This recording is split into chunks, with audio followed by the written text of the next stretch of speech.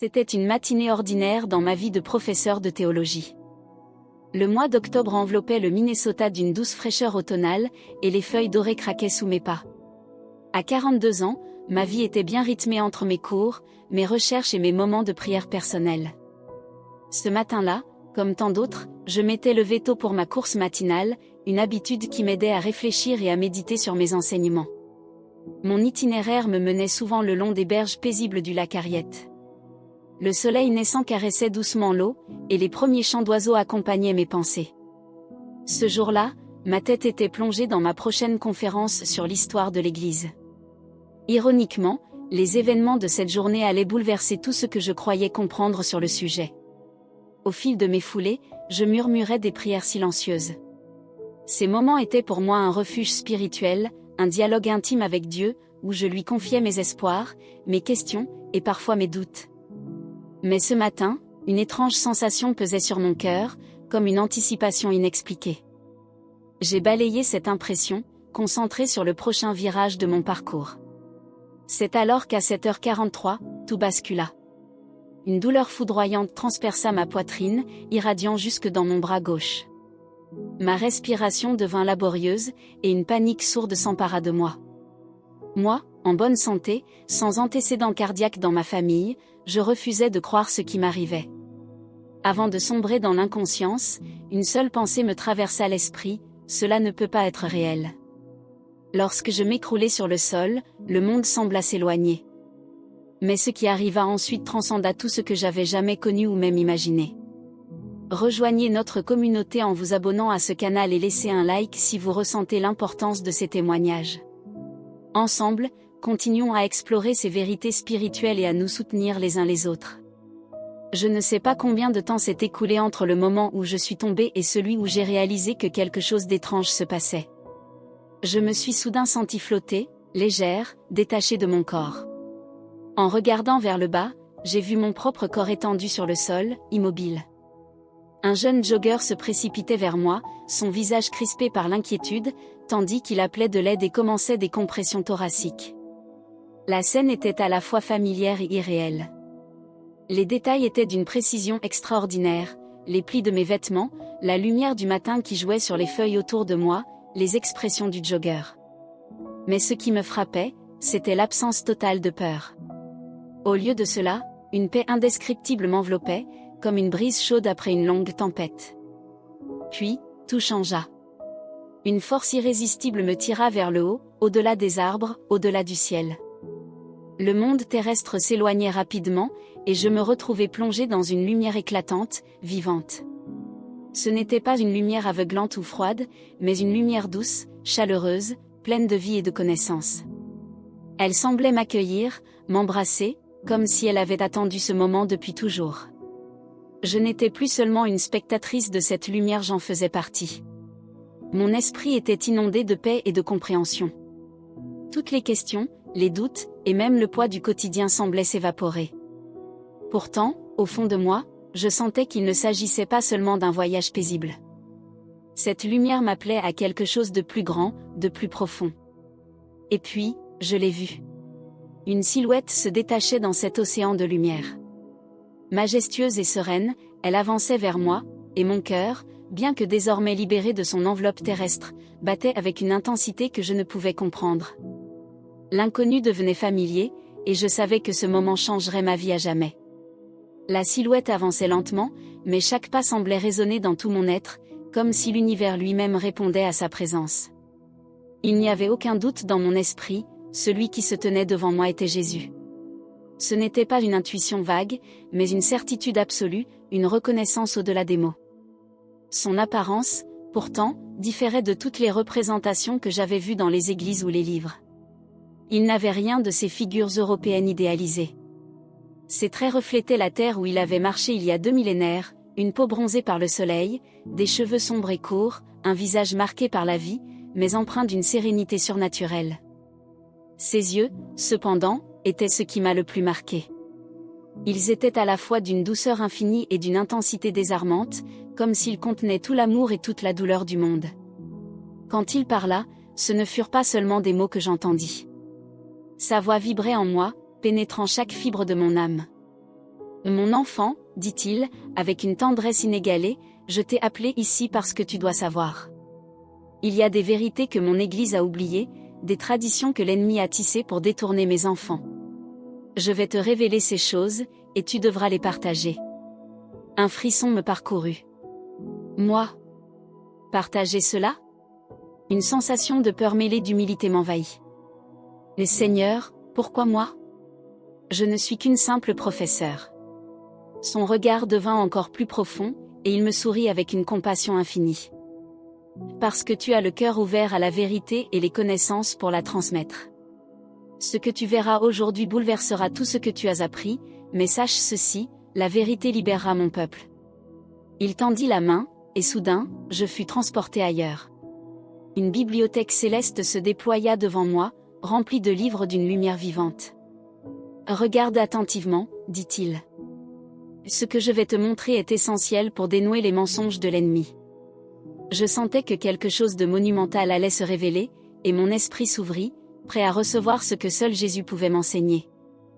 Dans cette bibliothèque céleste, chaque livre semblait vivant, émanant une lumière vibrante et une sagesse infinie. Jésus se tenait à mes côtés, son expression empreinte d'une gravité douce mais ferme. Il tendit la main et un livre s'ouvrit devant moi, projetant des images vivantes, presque palpables.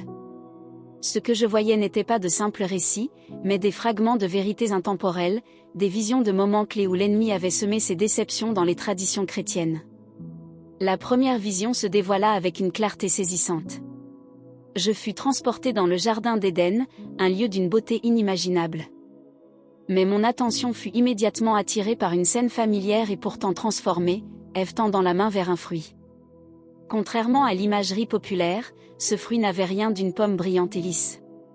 Il était indéfinissable, comme s'il n'appartenait à aucun arbre terrestre. Regarde attentivement, dit Jésus, sa voix résonnant avec douceur mais autorité. L'ennemi a détourné l'attention de l'essentiel. Ce n'était jamais à propos du type de fruit, mais du choix de désobéir à Dieu. En popularisant le mythe de la pomme, Satan a trivialisé la gravité de la première désobéissance et détourné le regard de l'humanité de la confiance et de l'obéissance envers Dieu. Je pouvais ressentir la douleur dans sa voix, la tristesse face à la manière dont cette vérité avait été déformée. Jésus continua à expliquer comment cette simple confusion linguistique entre les mots latins malum, mal, et malus, pomme, avait été utilisée par l'ennemi pour distraire les croyants de la véritable leçon spirituelle. Satan sait que lorsqu'il détourne l'attention vers des détails insignifiants, il éloigne les cœurs de la vérité profonde. La vision changea, et je vis des générations entières de chrétiens focalisés sur des détails superficiels, manquant la portée spirituelle des événements bibliques. Une profonde douleur m'envahit, mais aussi une détermination nouvelle. Je comprenais pourquoi ces révélations étaient cruciales. Jésus me regarda et ajouta avec douceur, « Ce n'est que le début, mais chaque vérité révélée a le pouvoir de libérer. » Si ces révélations vous touchent, aimez cette vidéo et commentez « Amen » pour recevoir la bénédiction et continuer à répandre ces vérités avec notre communauté. Alors que la vision précédente s'effaçait, Jésus me guida vers une nouvelle révélation. Cette fois, je fus transporté à travers le temps, dans une scène qui m'était étrangement familière, l'histoire des mages venus adorer l'enfant Jésus. Cependant, ce que je vis ne ressemblait en rien aux récits populaires ni aux images de Noël auxquelles j'avais été habitué. Devant moi, un grand groupe d'hommes marchait dans le désert sous un ciel étoilé. Ils portaient des vêtements richement ornés, et chacun semblait être un érudit, observant attentivement les étoiles. Ce n'étaient pas 3 rois montés sur des chameaux, mais une caravane d'hommes sages, des astronomes et des savants venus d'Orient, probablement de Perse ou de Babylone. Leur voyage, bien que empreint de foi, était aussi une quête scientifique et spirituelle. Jésus, à mes côtés, expliqua, le récit populaire des 3 rois est une déformation subtile mais puissante de la vérité.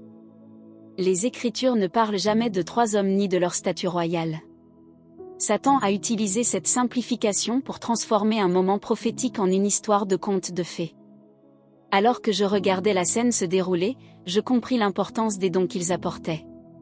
Jésus précisa, l'or représentait ma royauté, l'encens ma divinité, et la myrrhe mon sacrifice futur. Mais combien de mes enfants comprennent réellement la profondeur de ces symboles aujourd'hui ? En réduisant leur histoire à un simple chiffre et à des personnages inventés, l'ennemi a détourné l'attention de la véritable signification prophétique de leur voyage. Je pouvais ressentir la tristesse dans la voix de Jésus. Il continua, en acceptant des traditions humaines sans les examiner à la lumière des Écritures, beaucoup se sont éloignés de la vérité. Ce modèle d'acceptation aveugle est l'un des outils les plus efficaces de l'ennemi. La vision changea encore, me montrant des scènes où ces distorsions avaient influencé des générations de croyants. Je vis des églises célébrant les 3 rois sans jamais approfondir le sens profond de leur venue. Mon cœur était lourd, mais je sentais une détermination croissante à faire connaître ces vérités. Jésus posa une main réconfortante sur mon épaule et dit, « Ce que tu vois ici est essentiel.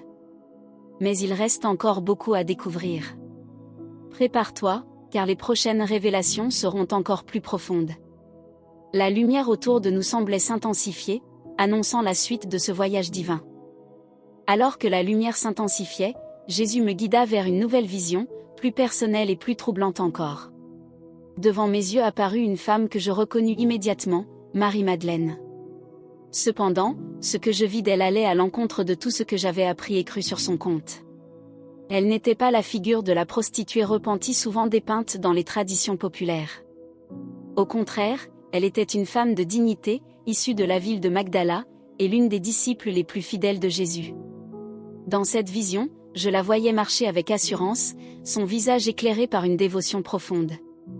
Ses actions parlaient d'un amour authentique pour son Seigneur, et non d'une quête de rédemption basée sur un passé sordide. Jésus se tourna vers moi, son expression empreinte de tristesse et de détermination. « L'ennemi a délibérément corrompu son histoire, dit-il. En confondant son identité avec celle de plusieurs autres femmes des Écritures, la pécheresse qui a oint mes pieds, ou encore Marie de Béthanie, il a effacé son véritable rôle dans mon ministère. Je revis les scènes marquantes de sa vie, sa délivrance de sept démons, son soutien financier à la mission de Jésus, sa présence au pied de la croix lorsque tant d'autres avaient fui, et surtout, son rôle en tant que premier témoin de la résurrection. Jésus poursuivit, Satan a utilisé ses mensonges pour diminuer l'importance de son témoignage et pour limiter la place des femmes dans mon Église. En la réduisant à une figure de péché sexuel, il a caché la puissance de sa transformation spirituelle et sa fidélité sans faille. La vision se concentra sur son moment le plus glorieux, la rencontre avec Jésus ressuscité au tombeau. Je vis ses larmes de désespoir se transformer en éclats de joie lorsqu'elle entendit son nom prononcé par son Seigneur.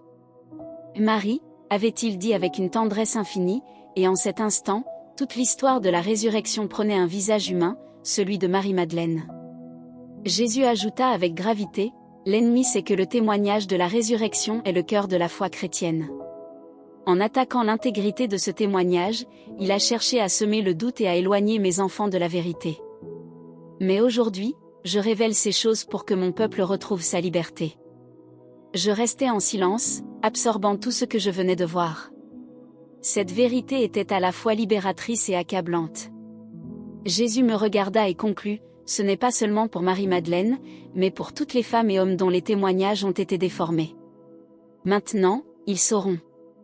La vision s'effaça, mais un poids demeurait dans mon cœur, le poids de la responsabilité et de l'urgence de partager ces vérités. Alors que les visions se terminaient, je ressentis un tiraillement dans mon être, comme si je revenais doucement à ma réalité terrestre. Mais avant que tout ne disparaisse, Jésus me regarda une dernière fois, ses yeux emplis d'un amour infini et d'une détermination sans faille. « Souviens-toi, mon enfant, dit-il, ces traditions ne sont pas des détails insignifiants. Elles ont été utilisées par l'ennemi pour diviser, tromper et détourner mes enfants de leur véritable appel. Mais maintenant, tu sais la vérité, et tu as une mission, partager ce que tu as vu, non pas pour condamner, mais pour restaurer. » Je pouvais ressentir le poids de ces mots, un mélange d'honneur et de responsabilité. Jésus continua, « Beaucoup résisteront, mais certains auront soif de vérité.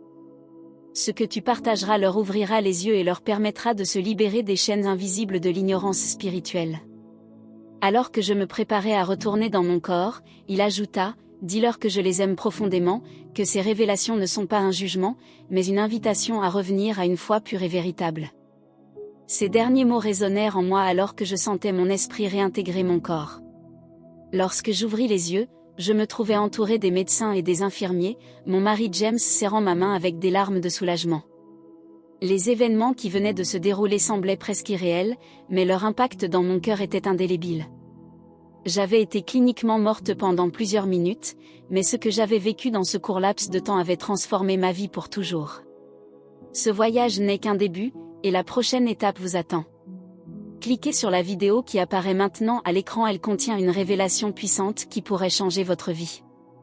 Rejoignez notre communauté en vous abonnant à ce canal et en aimant cette vidéo. Ensemble, nous découvrons et partageons des vérités qui nourrissent l'âme et transforment le cœur.